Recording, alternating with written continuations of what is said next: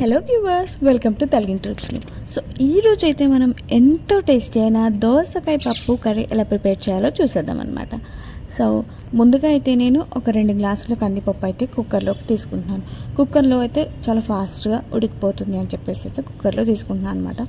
So 2 గ్లాసుల పప్పుని నీట్గా ఒక 2-3 టైమ్స్ వాష్ చేసుకోవాలి.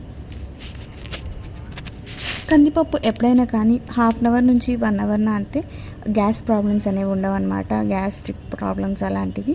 సో అందుకే మీరు ఎప్పుడైనా పప్పు వండుకునేటప్పుడు ఒక హాఫ్ అన్ అవర్ నుంచి 1 అవర్ అయితే నానబెట్టుకోండి. హెల్త్కి కూడా చాలా మంచిది. సో పప్పునైతే నానబెట్టేసుకున్నాను. ఇప్పుడు ఒక దోసకాయ అలానే ఒక 3 టొమాటోలను అయితే కట్ చేసి పెట్టుకుంటున్నాను అనమాట.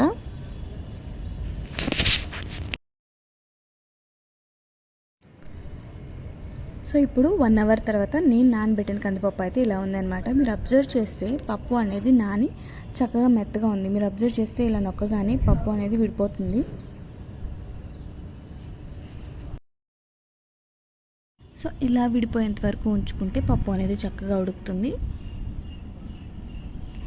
ఇప్పుడు నేను కట్ చేసి పెట్టుకున్న దోసకాయ ముక్కలు అలానే టమాటో ముక్కలు రెండింటిని కూడా ఇందులో యాడ్ చేసేస్తున్నాను. 2 గ్లాసుల పప్పుకి నేను 6 గ్లాసులు వాటర్ అయితే తీసుకున్నాను అనమాట.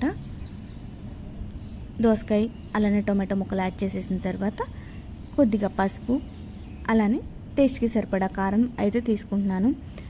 ఒక 2 పచ్చిమిర్చిని కట్ చేసి అయితే వేసుకుంటున్నాను అనమాట, చిన్న చిన్న ముక్కలుగా. అలానే కొద్దిగా కరివేపాకు టేస్ట్కి. ఇప్పుడు మూత పెట్టేసి ఒక 3 to 4 విజిల్స్ అయితే రానివ్వాలి. 4 విజిల్స్ కంప్లీట్ అయిపోయిన తర్వాత కుక్కర్ని కొద్దిసేపు అయితే చల్లారనివ్వాలన్నమాట, ఎందుకంటే మూత ఓపెన్ అవ్వాలి కదా.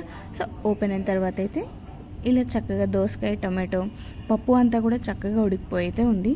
దీంతో పప్పు గుత్తితో అయితే నేను మెతుక్కుంటున్నాను. కొంతమందికి దోసకాయ ముక్కలుగా ఉంటే ఇష్టం, కొంతమందికి చక్కగా ఇలా మెత్తేసుకుంటే ఇష్టం. సో ఇలా మెతుక్కుని పక్కనైతే పెట్టుకుంటున్నాను. ఇప్పుడు తాలింపుకి అయితే రెడీ చేసుకుంటున్నాను అనమాట. స్టవ్ మీద ప్యాన్ పెట్టి ఆయిల్ వేసుకుంటున్నాను. ఆయిల్ వేడెక్కిన తర్వాత పోపులు అయితే యాడ్ చేస్తున్నాను అనమాట.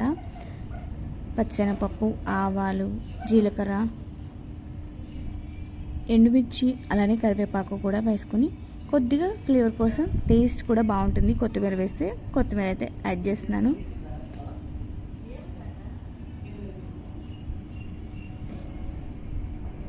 తాలింపు వేగుతుందన్నమాట. మీరు అబ్జర్వ్ చేస్తే పప్పులో సాల్ట్ అయితే వేయలేదు, లాస్ట్లో వేస్తున్నాను. పప్పులో సాల్ట్ లాస్ట్లో వేస్తే టేస్ట్ చాలా బాగుంటుంది. మీరు కూడా ఒకసారి ట్రై చేసి చూడండి. సో ఇలా సాల్ట్ వేసుకుని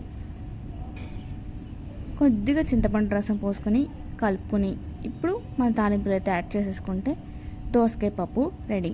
చాలా టేస్టీగా ఉంటుంది, అలానే చాలా సింపుల్ రెసిపీ కూడా.